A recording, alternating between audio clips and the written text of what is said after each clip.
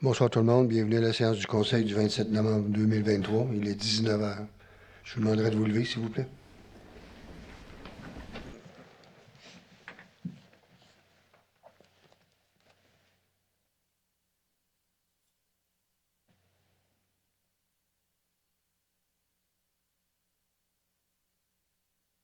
Merci. Point 2, adoption de l'ordre du jour. José? Oui, alors je propose d'adopter le procès-verbal de la séance du 13 novembre. Pardon? Ordre du jour. Oh, toujours, pardon. Excusez-moi. Alors, je propose d'adopter l'ordre du jour tel qu'il a été présenté. Merci. Vote. Sylvain, oui. Marc-Antoine, oui. Nathalie, oui. Martin, oui. Merci. Point 3, adoption de l'ordre du procès-verbal. 3.1, procès-verbal. José? Oui, alors je propose d'adopter le procès-verbal de la séance du 13 novembre 2023 comme il a été déposé. Merci. Vote. Sylvain, oui. Marc-Antoine, oui. Nathalie, oui. Martin, oui. Merci. 3.2, procès-verbal. José? Je propose d'adopter le procès-verbal de la séance extraordinaire du 21 novembre 2023 comme il a été déposé. Merci. Vote. oui.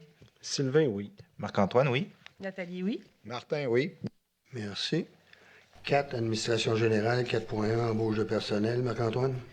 Oui, alors embauche de personnel préposé à l'accès aux locaux. Entendu le manque de personnel pour combler tous les corps de travail occasionnés par les activités et les différentes réservations de locaux. Entendu que des candidats ont été rencontrés en entrevue. Entendu le rapport de M. Éric Gingras, directeur adjoint du service sport, loisirs, culture et vie communautaire, en date du 9 novembre. Je propose d'entériner l'embauche des employés occasionnels suivantes à titre de préposés à l'accès aux locaux, soit Mesdames Florence Flibotte, Mégane Robichaud et Marie-Lou Sanchez. Elles seront rémunérées à l'échelon 1 de la grille salariale pour ce poste. Merci. Vote. Renal, oui. Sylvain, oui. Nathalie, oui. José, oui. Martin, oui. Merci. 4.2, un addenda au contrat. Marc-Antoine? Oui, alors on a au contrat de travail des cadres intermédiaires et personnels de direction.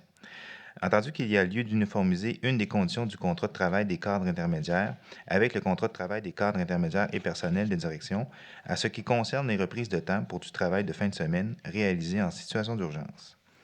Entendu qu'il s'agit d'une mesure exceptionnelle, puisque normalement les heures supplémentaires en dépassement de la semaine normale de travail ne sont ni rémunérées ni reprises en temps.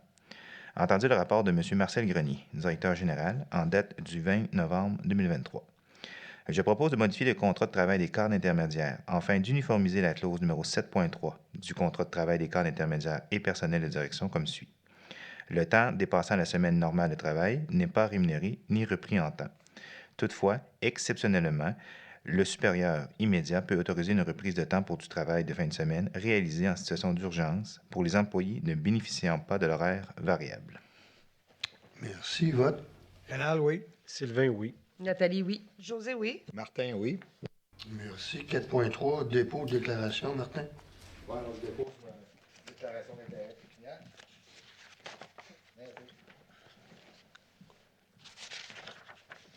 4.4, adoption de la politique. Martin? Oui. De gestion des plaintes et requêtes, attendu que la qualité des services offerts aux citoyens est un enjeu important pour la Ville, attendu que la Ville désire encadrer le processus de gestion des traitements des plaintes et requêtes afin d'assurer à ses citoyens un processus transparent, équitable et efficace, attendu que la dite politique précise la procédure à suivre pour le dépôt d'une plainte ou d'une requête et assure un traitement adéquat, attendu que le processus de gestion des plaintes et requêtes respecte la confidentialité du dépôt de celle-ci, attendu que le rapport de Mme Mélanie Côté, assistante greffière en date du 21 novembre 2023, je propose d'adopter la politique de gestion des plaintes et requêtes telle que soumise au conseil municipal et de plus d'autoriser M. Marcel Grenier, directeur général, à signer la dite politique et également de transmettre la dite politique à tous les services de la Ville afin d'assurer le respect de celle-ci et de la publier sur le site Internet de la Ville afin que les citoyens puissent en prendre connaissance. Merci. Vote. Renal, oui. Sylvain, oui. Marc-Antoine, oui. Nathalie, oui. José, oui. Merci. 4.5, adoption de la nouvelle image. Marc-Antoine? Oui, alors adoption de la nouvelle image de marque de la ville de Sainte-Catherine-de-la-Jacques-Cartier. Attendu que c'est avec une grande fierté que la ville de Sainte-Catherine-de-la-Jacques-Cartier dévoilera prochainement sa nouvelle identité visuelle et sa nouvelle devise.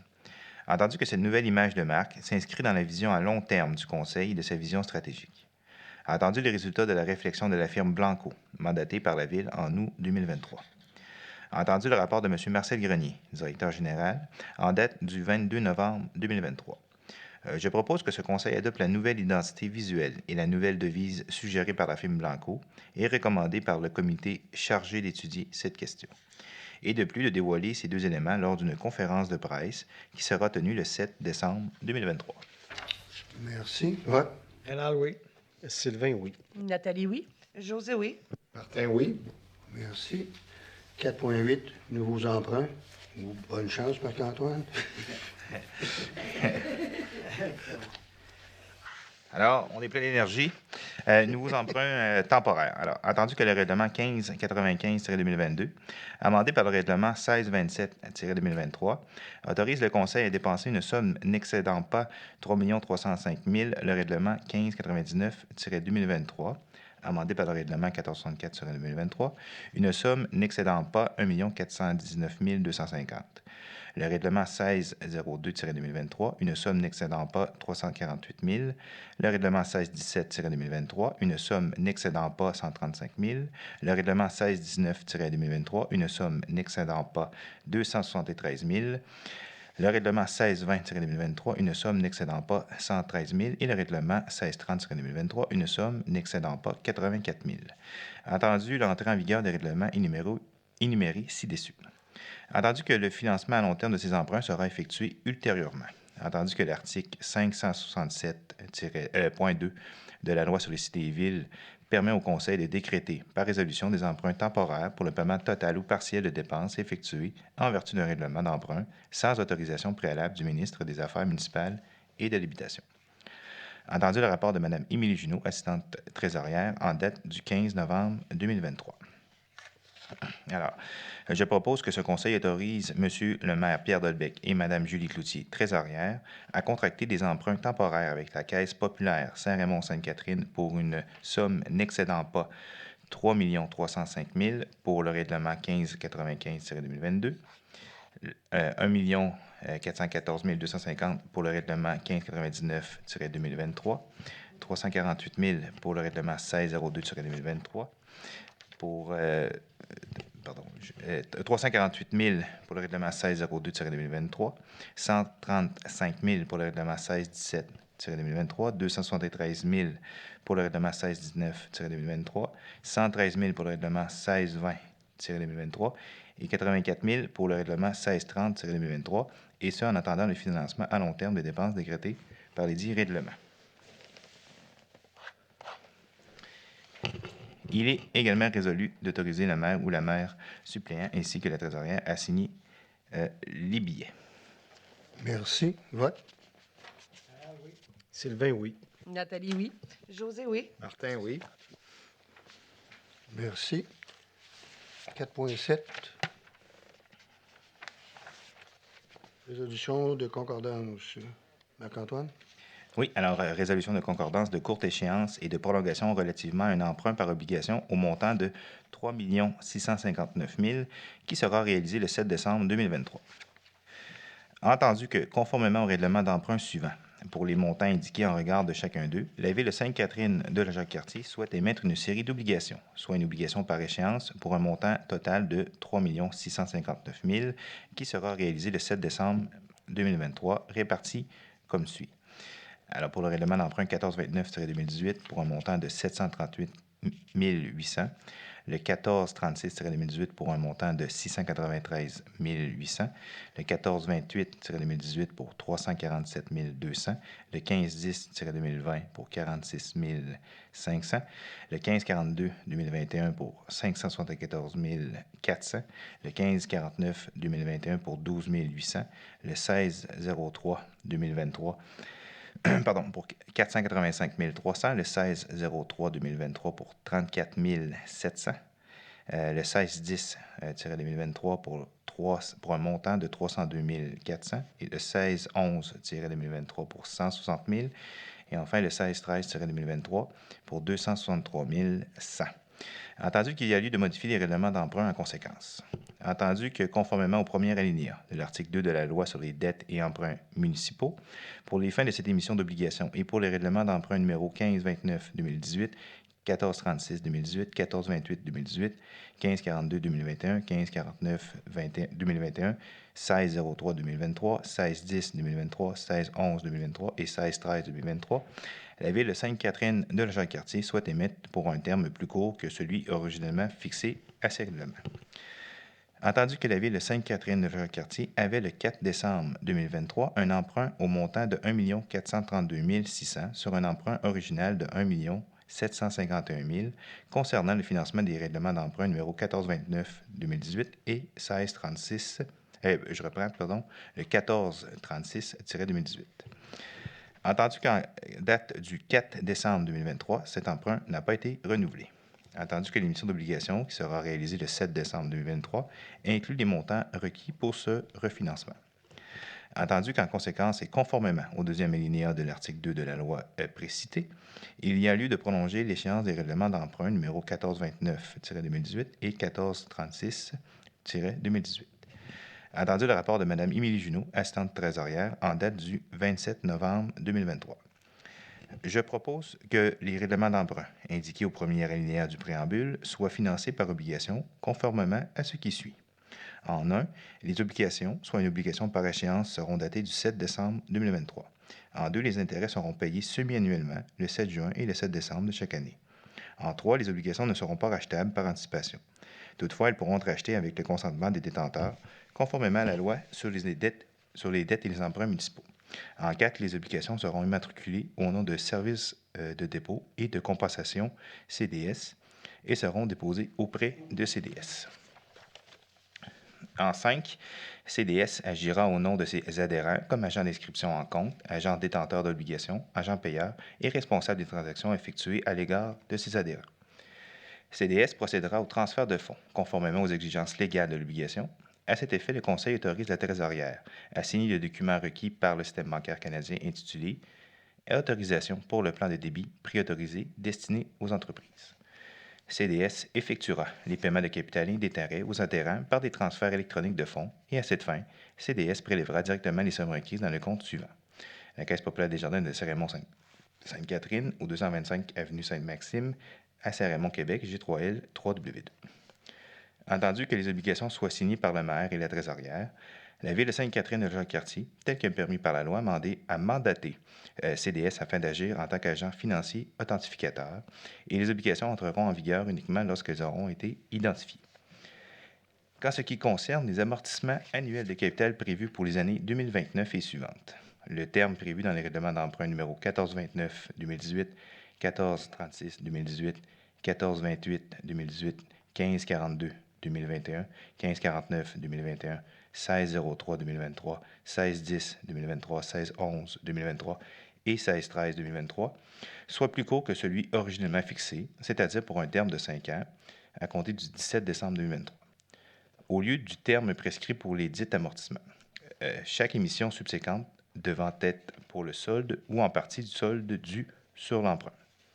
Que compte tenu de l'emprunt par obligation du 7 décembre 2023, le thème originel des règlements d'emprunt numéro 1429-2018 et 1436-2018 soit prolongé de 3 jours.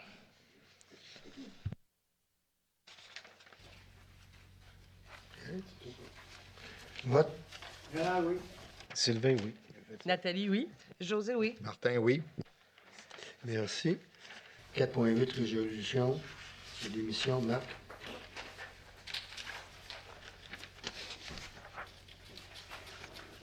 J'y viens. Alors, résolution d'adjudication, émission d'obligation de 3 659 000. Entendu que conformément au règlement d'emprunt numéro 1429-2018, 1436-2018, 1428-2018, 1510-2020, 1542-2021, 1549-2021, 1603-2023, 1610-2023, 1611-2023 et 1613-2023, la Ville de Sainte-Catherine de Jacques-Cartier souhaite émettre une série d'obligations, soit une obligation par échéance. Entendu que la Ville de Sainte-Catherine de la Jacques-Cartier a demandé, à cet égard, par l'entremise du système électronique Service d'adjudication et de publication des résultats des titres d'emprunt émis aux fins du financement municipal. Des soumissions pour la vente d'une émission d'obligations datée du 7 décembre 2023 au montant de 3 659 000. Entendu qu'à la suite de l'appel d'offres public pour la vente de l'émission désignée ci-dessus, le ministre des Finances a reçu 4 soumissions conformes, le tout selon l'article 555 de la loi sur les cités et villes et de la résolution adoptée en vertu de cet article. En 1, on avait la valeur mobilière des jardins qui, en 2024, avait 190 à 5,1, en 2025, 202 000 à 4,9, 213 000 en 4,7 en 2026, 225 000 à 4,65 en 2027 et 2 829 000 à 4,65 en 2028, qui faisait un prix là, en 98, coût réel plutôt là, pour le pourcentage à 5,02864. Dans la même logique pour le valeur immobilière et les mêmes montants, en 2024, c'était 5,15, 4,9, en 2026, 4,7, en 2027, 4,7 et en 2028, 4,75, qui donnait un coût réel à 5,05, 5,42 %.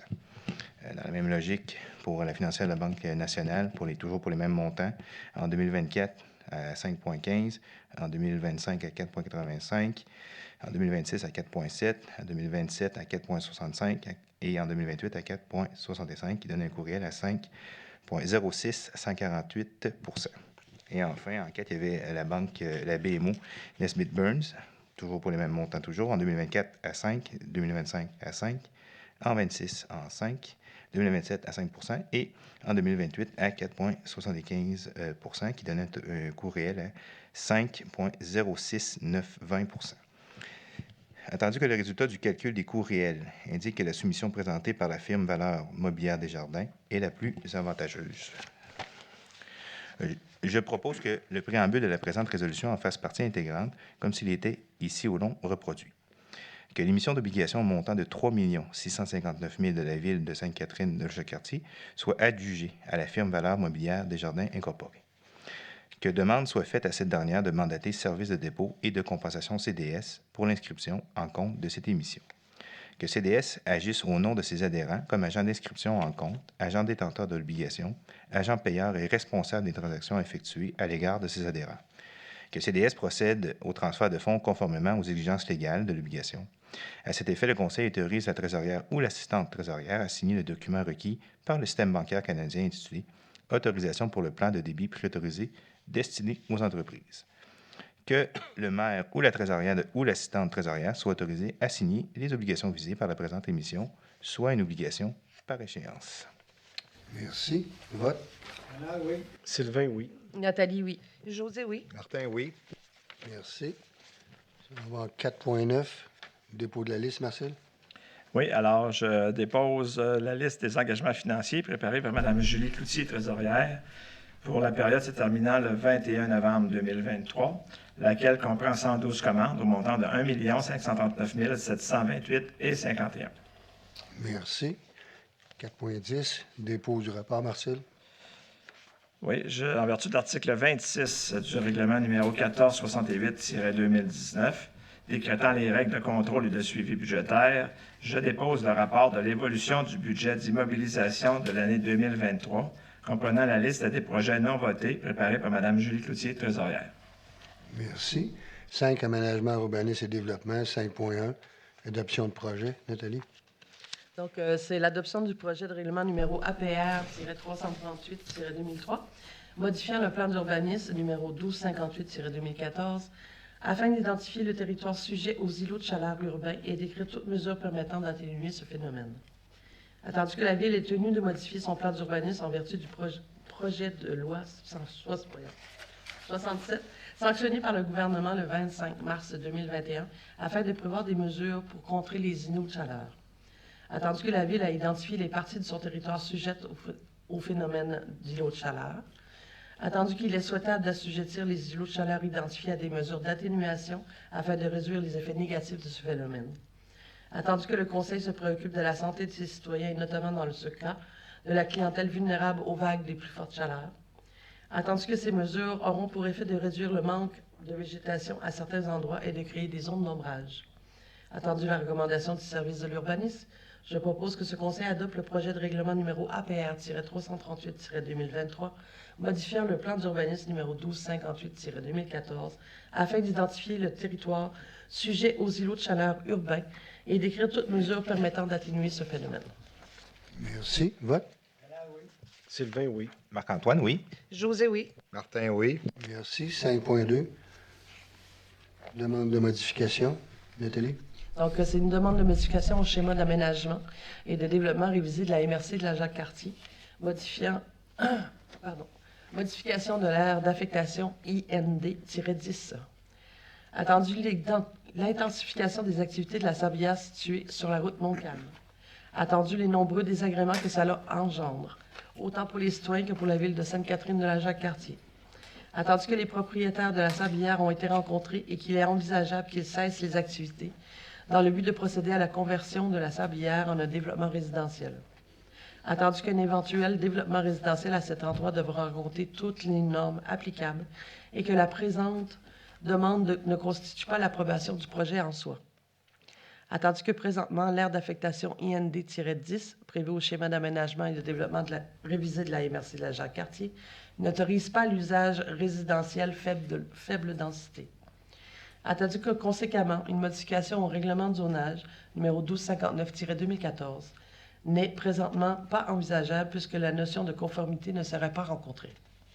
Attendu le rapport de Mme Rosalie Laroche, directrice adjointe à l'urbanisme en date du 14 novembre 2023, je propose de demander à la MRC de la Jacques-Cartier d'entamer les procédures de modification du schéma d'aménagement et de développement révisé afin d'inclure une portion de l'aire d'affectation IND-10 dans l'aire d'affectation RUR-9.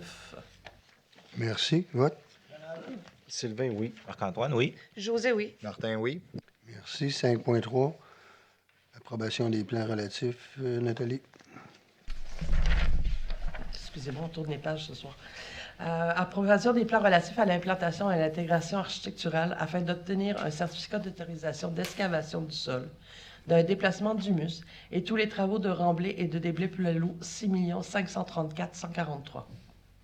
Attendu la demande de certificat d'autorisation d'excavation du sol, déplacement d'humus, travaux de déblai ou de remblai pour la phase 1A du projet intégré situé sur le lot 6 534 143 en bordure de l'avenue des Catherines.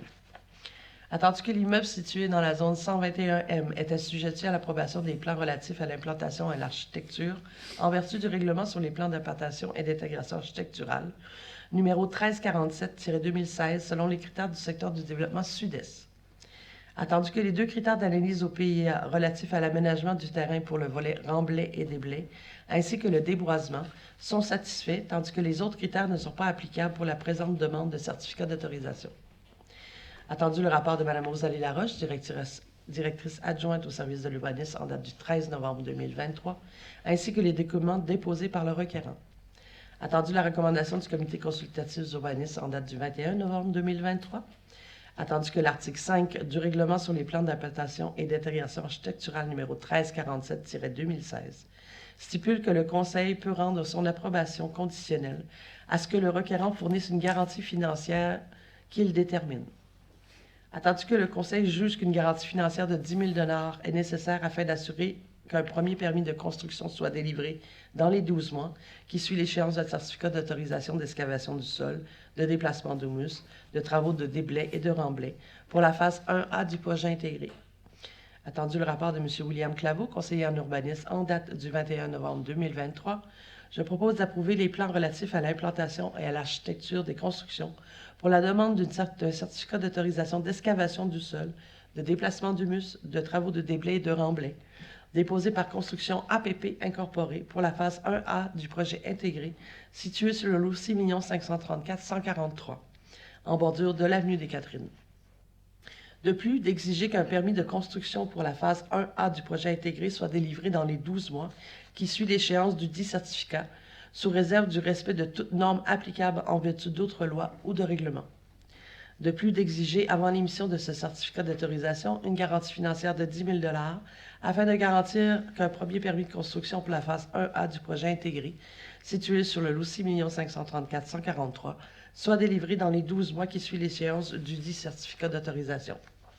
Merci. Vote. Sylvain, oui. Marc-Antoine, oui. José, oui. Martin, oui. Merci. 5.4, avis de session, Nathalie. Donc, cette fois-ci, c'est un avis de cession de l'autorisation numéro de référence 40 20 25 820 pour le remblayage du milieu humide sur le lot 6 534 143. Attendu le certificat d'autorisation délivré par le ministère de l'Environnement et de la lutte contre les changements climatiques, portant le numéro de référence 40 20 25 820 en date du 2 juin 2021.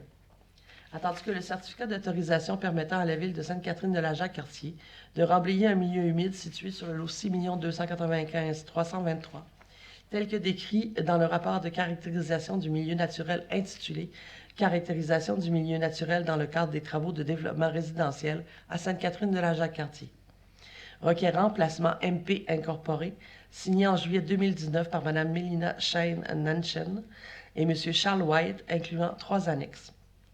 Attendu que les travaux ont été réalisés en partie par la ville de Sainte-Catherine-de-la-Jacques-Cartier dans le cadre des travaux de prolongement de l'avenue des Catherines. Attendu qu'une partie du milieu humide demeure intacte et se trouve aujourd'hui sur le lot 6 534 143.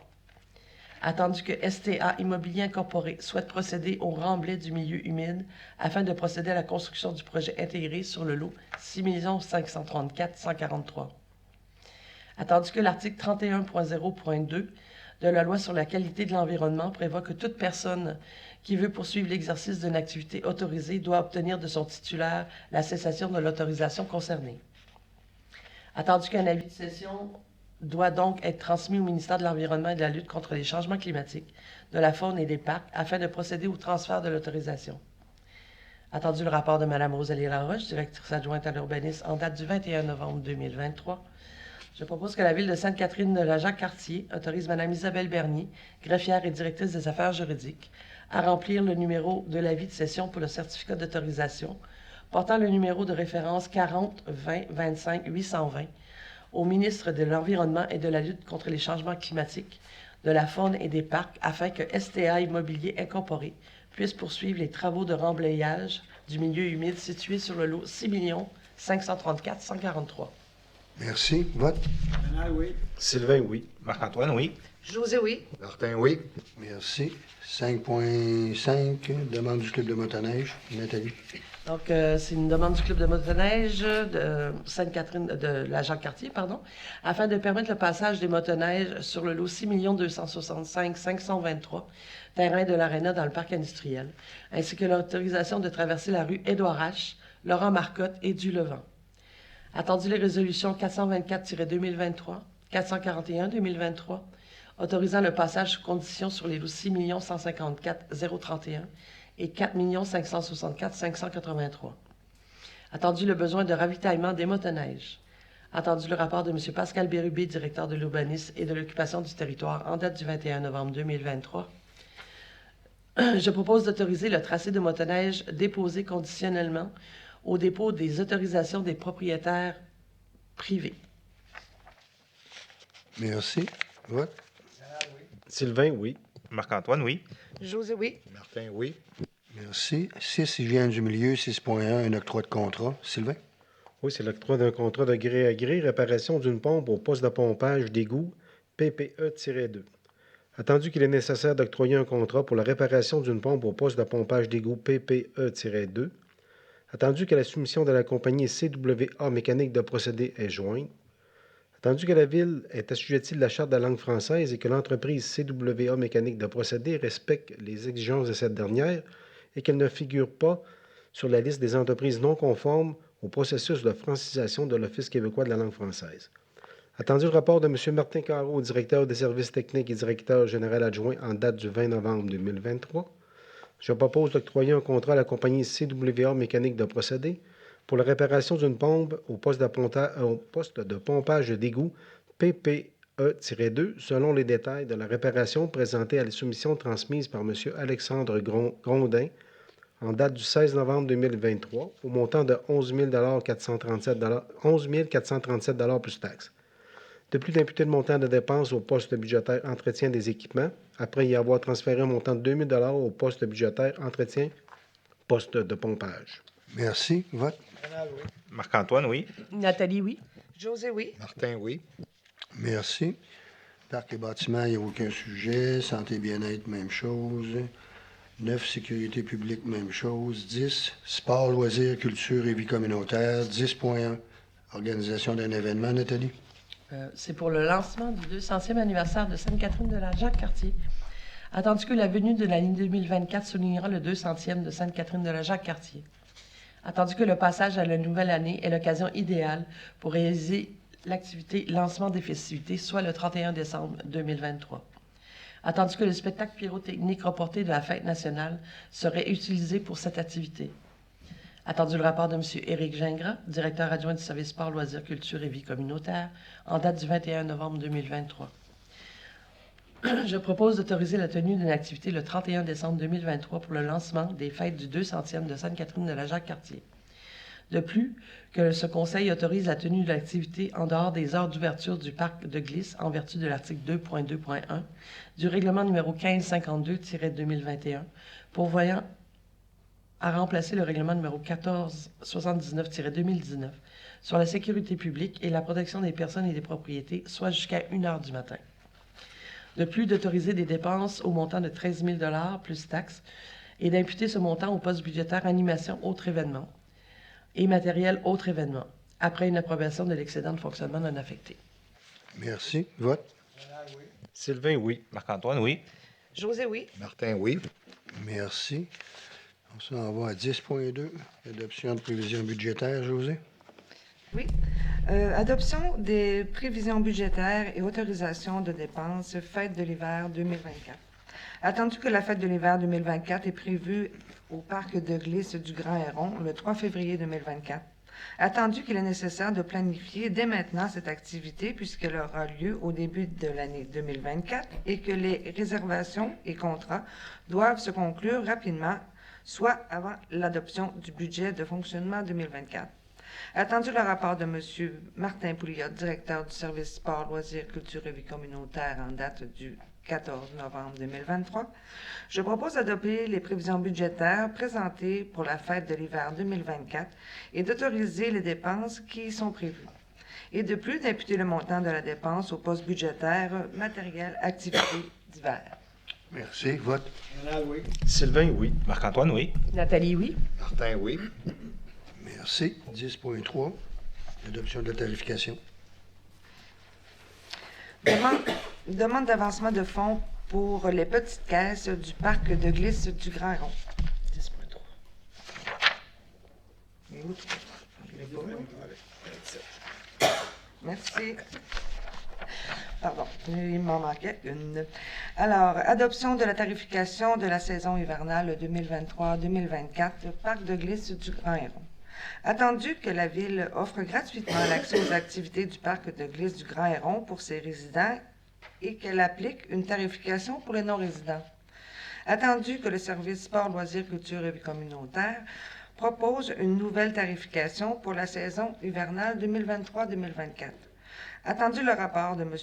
Martin Pouliot, directeur du sport, loisirs, culture et vie communautaire en date du 14 novembre 2023, je propose d'adopter la tarification pour le parc de glisse du Grand Héron pour la saison hivernale 2023-2024, telle que proposée dans l'annexe jointe à la présente résolution. Merci. Vote. Sylvain, oui. Marc-Antoine, oui. Martin, oui. Merci. 10.4, demande d'avance de fonds. José. Demande d'avance de fonds pour les petites caisses du parc de glisse du Grand Héron. Attendu que la Ville opère le parc de glisse du Grand Héron pendant la saison hivernale, attendu que des fonds de caisse sont nécessaires pour les opérations de la billetterie et de l'atelier du dit parc de glisse, attendu le rapport de M. Martin Langlois, directeur du sport, loisirs, culture et vie communautaire en date du 16 novembre 2023, je propose d'autoriser le paiement d'une avance de fonds de 5 000 pour l'opération de la billetterie et de l'atelier du parc de glisse du Grand Héron pour l'hiver 2023-2024 et de plus d'imputer le montant de la dépense au poste budgétaire petite caisse loisirs récréatifs et également que la somme de 5 000 $ soit remboursée à la fin de la saison. L'attendu sur M. Martin. Ben t'as dit Martin? Langlois. C'est Martin Pouliot. Excusez-moi. Vote. Sylvain, oui. Marc-Antoine, oui. Martin, oui. Merci. 10.5, autorisation de verser une commandite. Marc-Antoine? Oui, alors, pour le club de patinage artistique de Pont-Rouge. Entendu la demande de commandite déposée par le club de patinage artistique de Pont-Rouge en date du 14 novembre 2023. Entendu que des patineurs et patineuses de ce club sont résidents de Sainte-Catherine de la Jacques-Cartier. Entendu le rapport de M. Martin Pouliot, directeur du service sport, loisirs, culture et vie communautaire, en date du 17 novembre 2023. Je propose d'autoriser le versement d'une commandite de montant de 200 $ au club de patinage artistique de Pont-Rouge pour la réalisation d'un spectacle d'envergure dans le cadre de leur 50e anniversaire. De plus, d'imputer le montant de la dépense au poste budgétaire soutien à la relève amateur. Merci. Vote. Sylvain, oui. Nathalie, oui. José, oui. Martin, oui. Merci. En 10.8, autorisation de signature d'un contrat. José? 10.6? Excusez. Autorisation de signature d'un contrat de location, exploitation d'une concession alimentaire au pavillon Desjardins pour la saison hivernale 2023-2024. Attendu que la Ville opère le parc de glisse du Grand Héron pour la pratique d'activités hivernales. Attendu que la Ville désire bonifier les services en proposant une offre alimentaire au pavillon Desjardins pour la saison hivernale 2023-2024. Attendu qu'à cet effet, un appel d'intérêt pour une session alimentaire au parc de glisse du Grand Héron a été publié sur SEAO du 15 octobre au 17 novembre 2023. Attendu la proposition d'affaires pour un contrat de location de l'exploitation d'une session alimentaire déposée par Amusement Jacques-Cartier Incorporé et que la proposition satisfait les critères du devis d'appel d'intérêt. Attendu le rapport de M. Martin Pouliot, directeur du service sport, loisirs, culture et vie communautaire en date du 20 novembre 2023, je propose d'autoriser M. Martin Pouliot, directeur du service sport, loisirs, culture et vie communautaire, à signer un contrat de location de la cuisine du pavillon Desjardins avec Amusement Jacques-Cartier Incorporé afin d'opérer une session alimentaire au parc de glisse du Grand Héron pour la saison hivernale 2023-2024. On aurait dû lire 12 octobre et non pas le 15. Vote. Sylvain, oui. Marc-Antoine, oui. Nathalie, oui. Martin, oui. En 11, transport 11.1, demande au ministère. Oui, c'est une demande au ministère des Transports et de la Mobilité durable, virage à droite sur la rue du Levant. Attendu qu'à l'intersection de la rue du Levant et de la route de Fossambeau à Sainte-Catherine de Jacques-Cartier, le virage à droite est interdit de 7h à 22h pour les véhicules provenant de la rue du Levant qui veulent s'engager sur la route de Fossambeau en direction sud. Attendu que la visibilité des véhicules circulant sur Fossambeau en direction sud est bonne de la rue du Levant, attendu que le Conseil est d'avis que l'interdiction du virage à droite à cet endroit pourra être retirée et que cette mesure aurait un impact positif sur la fluidité de la circulation. Attendu le rapport de M. Martin Carreau, directeur des services techniques et directeur général adjoint en date du 16 novembre 2023, je propose de demander au ministère des Transports et de la Mobilité durable de procéder à une évaluation de l'intersection de la rue du Levant et de la route de Fossambeau à Sainte-Catherine-de-la-Jacques-Cartier afin de vérifier si l'interdiction de virage à droite pourrait être retirée. Merci. Vote. Marc-Antoine, oui. Nathalie, oui. José, oui. Martin, oui. Merci. 11.2, fermeture. Sylvain? Oui, c'est la fermeture de la fourrière municipale. Attendu qu'en 1998, la ville de Sainte-Catherine-de-Jacques-Cartier a aménagé une fourrière municipale et cette dernière a été désignée comme fourrière pouvant recevoir les véhicules saisis par la Sûreté du Québec en vertu de la loi 12. Attendu que la fourrière est localisée à ce moment au 24 rue Louis-Joliette et qu'elle a été déménagée en 2014 au garage municipal situé au 4300 route de Fossambeau. Attendu que la Société de l'assurance automobile du Québec a identifié la fourrière sous le numéro 22002. Attendu que la fourrière n'est plus utilisée.